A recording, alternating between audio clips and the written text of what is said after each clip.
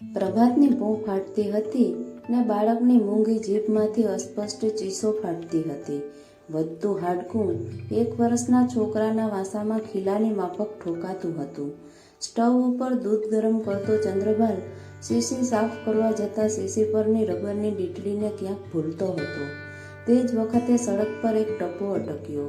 ઘરનું કમાડ ભભડાવી ને ટપાવાળાએ હાક મારી, સંદરભાન શેઠ, ઉઘાડો, મહેમાન છે. ચીસો પાડતા બાળકને અને સ્ટવ પર ઉભરાતા દૂધને મૂકીને ચંદ્રભાલ બારણા સુધી ચાલ્યો. તે દરમિયાન 1 જ મિનિટમાં એના કલ્પના ચક્ષુઓ સમક્ષ પોતાની સાહિત્ય સખીઓના તેમજ મિત્ર પત્નીઓના મધુરા ચહેરા સળવળી રહ્યા. વાર્તામાં શોભે તેવી કંઈક મર્મવેધક મિલનઘડી જાણે આવી પહોંચી છે. અંતરની વેદનાના હિમશૃંગો હમણાં ઓગળશે અને આવનાર સ્નેહજનના આશ્વાસન થાળમાં ઝીલાશે. પરંતુ કમાડ ઉઘડ્યું ત્યારે ચંદ્રભાલની કવિતા કૂપી ફૂટી પડે તેવું જાણે કે એના જીવનમાં એક ઠેબુ આવ્યું. ઉઘડતા દ્વારમાં પહેલી તો 3 દિવસના જૂના ઢેબરાની ગંધ આવી.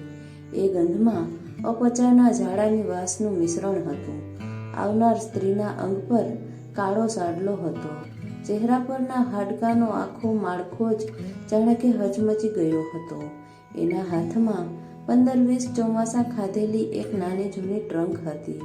ભાઈ મારા બાપા, એટલું કહી એ 40 વર્ષની બાઈએ ચંદ્રભાલના દુખણા લીધા. એ હાથમાંથી ચંદ્રભાલને નાકે ચીકણીની ગંધ આવી. હાશ, ખમા તમને ભાઈ, મારે તો એટલું જ કામ હતું. દેવને દિવેટ માનેલી ઈ મારી ભેરે આવી. તમે સાજા નરવા છો એટલે હાઉ, એમ કહી ને બાઈ અંદર બેઠી. ભાડું કેટલું આપવું છે ભાભી? ચંદ્રભાલે મહેમાન સ્ત્રીને પૂછતા જ ટપાવાળાએ જવાબ આપ્યો, ભાડું તો ચૂકવી દીધું છે. મેં ઘણી ના પાડી, કહ્યું કે સંદરભાન શેઠ મને વઢે, પણ મહેમાન માન્યા જ નહીં ને. હે હવે ન લેવું હો કે સાંઈ, એટલું કશા જ અર્થ વગરનું બોલી ને ચંદ્રભાલ જ્યારે અંદર ગયો ત્યારે બાળકની ચીસો એકાએક અટકી ગઈ હતી. આવેલ સ્ત્રીએ બાળકને તેડી પોતાના ખોળામાં સુવાર્યો હતો ને પોતાના એક કપડાને છેડે બાંધેલ ચીથરી છોડી ને તેમાંથી એક ગાંઠિયાનો દાણો છોકરાના મોંમાં મૂક્યો હતો. બાળક એ ગાંઠિયો મમડાવતું હતું. નિત્યના મીઠા દૂધ કરતાં કોઈક નવીન તરહનો સહેજ ખારો સ્વાદ અને ફરસો સ્પર્શ અનુભવતા બાળકના પેઢા તેમજ જીભ લહેર લેતા હતા. કેમ ભાભી, મારો તાર નહોતો પહોંચ્યો? પહોંચ્યો તો ભાઈ, બાઈએ જવાબ આપ્યો, પણ હું તે લાખ વાતે આવ્યા વિના રહું? રહી કેમ શકાય? અમારો તો ત્યાં શ્વાસ ઉડી ગયા હતા. માળી, તમે શું કરી નાખશો? તમારા ભાઈ તો કે જોડે આવું, પણ એનું હૈયું તો તમે જાણો છો ને, ફૂટી જતા વાર નહીં. મેં કહ્યું કે નથી આવવું તમારે, હું બાપ દીકરાને 8 જ દાડામાં આવી સમજો ને. આ એમ કહીને નીકળી પડી. મરતી પોગી હો ભાઈ, એમ કહી ને મહેમાન સ્ત્રી પોતાને બેસી ગયેલા ઘાટામાંથી ખડખડાટ હાસ્ય ખેંચવા લાગી. કેમ? રસ્તામાં સુરતથી મને જાડો ને ઉલટી, તમારા પુણ્ય જ ભોગી છું. 4 દિવસ ગયા છે. ચંદ્રભાલને ઘરની કોઈ જંજાળ રહી નથી. છોકરો તો પોતાની ભાભીનો જ થઈ ગયો છે. ચંદ્રભાલના અધૂરા લખાણો ચાલુ થઈ ગયા છે. આંસુડે છાંટ્યા કાગળો પણ પોતાના સાહિત્યપ્રેમી મિત્રોને લખવાનો એને સમય મળે છે. ભાભીની જોડે બહુ બોલવું એને ગમતું નથી, કેમ કે ઘરમાં જતાં જ એને ભાભીના ગંદા વસ્ત્રોની કશીક ઘ્રાણ આવે છે. પોતે જોયું છે કે મુસાફરી કરીને આવ્યા પછી પણ ભાભી હજુ નાહ્યા નથી. 8મા દિવસે એણે પોતાનું બાળક ભાભીની જોડે વળાવ્યું. કોબો ભરાય તેટલા આંસુ પાડીને ભાભીએ દિયરને જોડે આવવા વિનવ્યો. તમને અહીં એકલા વિચારવાયું થઈ જશે. ચાલો, ખાડામાં પડે તમારી ચોપડીઓ. તમારા ભાઈને શું તમે ભારે પડશો? હાલો ને હાલો. ચંદ્રભાલને આ નોતરામાં સ્વાદ નહોતો. એકલા બાળકને જ એણે મોકલ્યું. સ્ટેશન પર એ ખૂંધાડા બાળકનું દયામણું મોં ન સહાતા ચંદ્રભાલ બીજી બાજુ મોં રાખીને ખૂબ રડ્યો. સ્ટેશનની પગથાર ઉપર પોતાના સુકાયેલા પગને ડગુમગુ માંડતા એ બાળકે ચંદ્રભાલનો પીછો જ ન છોડ્યો. આખરે બાળકને છેતરીને જ ડબ્બામાં લઈ જવો પડ્યો. ગાડી ઉપડી ત્યારે ચંદ્રભાલ ત્યાંથી સરકી ગયો હતો. ભાભીના ચાલ્યા ગયા પછી ચંદ્રભાલનું અંતર ઊંડી લાગણી અનુભવતું હતું. સ્નેહીજનો અને પડોશીઓ પણ ચકિત થયા ને પૂછવા લાગ્યા, અમને તો ખબર જ નહીં કે તમારે ભાઈ કે ભાભી કોઈ છે. તમે અહીં 10 વર્ષથી રહો છો, છતાં કોઈ દાડો કેમ અહીં આવ્યા જ નથી? તમારા ભાઈ ભાભી?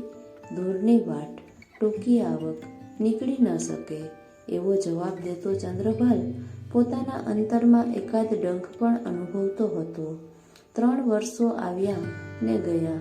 ખાનદેશથી આવતા ઓળખીતાઓ ચંદ્રભાલને બાળકના સમાચાર આપી જાય છે. તમારો છોકરો લહેરમાં છે, હાડકું વધતું હતું તે બેસી ગયું છે. તમને ખાસ કહેવરાવ્યું છે કે એકવાર આવીને છોકરાને જોઈ જાઓ. મારે જોવાનું શું છે? ચંદ્રભાલ જવાબ આપતો, એ તો હવે એનો જ છોકરો છે, ચાહે જીવે ચાહે મરે. ભાઈના કાગળો પણ આવતા. તારી માન્યતા સાચી છે. તારી ભાભીના છેલ્લા 6 વર્ષથી સુવાવડ નથી આવી, એટલે એ તો તારો છોકરો સાચે સાચ પોતાનો હોવાની ભ્રાંતિમાં પડી ગઈ છે. વાત વાતમાં એમ કહી બેસે છે કે મારે આ છોકરો આવ્યો ત્યારે વગેરે વગેરે. બાળકે તેડી ને બેઠેલા ભાભીનો એક ફોટોગ્રાફ પણ ભાઈએ ખાનદેશથી મોકલ્યો છે. એ છબીને ચંદ્રભાલે પોતાના લખવાના ટેબલ પર બરાબર બત્તીની નીચે ગોઠવી છે. હંમેશ ઉઠીને પોતે એ છબીની પાસે પુષ્પો ધરે છે. કોઈ પણ વાર્તા લખવી શરૂ કરતા પહેલાં પોતે એ ભાભીની પ્રતિમાનું જાણે આહ્વાન કરે છે. એ 3 વર્ષના ગાળામાં ચંદ્રભાલે જે કંઈ લખ્યું તેણે સાહિત્યમાં ભાત પાડી. અનેક સાહિત્ય પ્રેમી સ્નેહીઓ તેમજ સખીઓના એને કાગળો મળ્યા. તેમાં લખાઈ આવ્યું કે તમારી આ બધી વાર્તાઓ અમે જેટલી વાર વાંચીએ છીએ તેટલી વાર રડીએ છીએ. 2 વાર્તા સંગ્રહો એણે ભાઈ ને ભાભીને અર્પણ કર્યા. 3 વર્ષ વીતીએ ચંદ્રભાલને વિચાર ઉગ્યો, લગ્ન તો નથી જ કરવા. એક પત્ની વ્રત હિમાયત કરનારી અનેક વાર્તાઓ મેં લખી મારી છે. પરણીશ તો ઠેકડી થશે. લગ્ન બંધન જોઈતું પણ નથી. મુક્ત જીવન શું ખોટું છે? બાળક હવે અહીં હશે તો મારે સોબત થશે ને પુરુષ નોકરથી હવે ચાલી શકશે. શરમાતે એણે ભાઈને કાગળ લખ્યો, બાળક મૂકવા ભાભીને મોકલો. મારા દિવસો જતા નથી. મેં અહીં બધી સગવડ કરી છે. સુંદર બાલમંદિર ચાલે છે તેમાં મૂકી દઈશ. બાળકને લઈ ભાભી આવ્યા ત્યારે એનું વય 43 વર્ષનું હતું. મોં પ્રફુલ્લિત બન્યું હતું. ગાલના ખાડા પૂરાયા હતા. ભાભીનું વય જાણે ઘટ્યું હતું. છોકરાને માટે ભાભી 15 દિવસ રહ્યા. એટલા વખતમાં એનું વય 60 વર્ષ પર પહોંચી ગયું. છોકરાને આટલો બધો શો હેડો? ચંદ્રભાલ ખીજાયો. હજુય ભાભીની પથારી છોડતો નથી. એ નહીં ચાલે. તમે એને ન પંપાળો ભાભી. હું શું કરું ભાઈ? કહીને ભાભી છાના રડતા. શું કરવું? હેડો કેવી રીતે છોડાવવો? પોતાના પરથી હેત ઉતારીને બીજાના કંઠે હેત પહેરાવી દેવાનું બાળકને કેવી રીતે કહેવું? કશી ગમ પડતી નહીં. તમે જશો એટલે એ તો એની જાણે જ ઠેકાણે આવી જશે, ચંદ્રભાલે કહ્યું. આ વખતે પાછા એને ભાભીના વણનાયા દેહની, કપડાની તેમજ છીકણીની દુર્ગંધ આવવા લાગી હતી. ભલે ભાઈ, તો એમ કરું. ભાભીએ તૈયારી કરી. જમવાનું પતી ગયું હતું. ટેબરા ભાભીએ કરી લીધા હતા.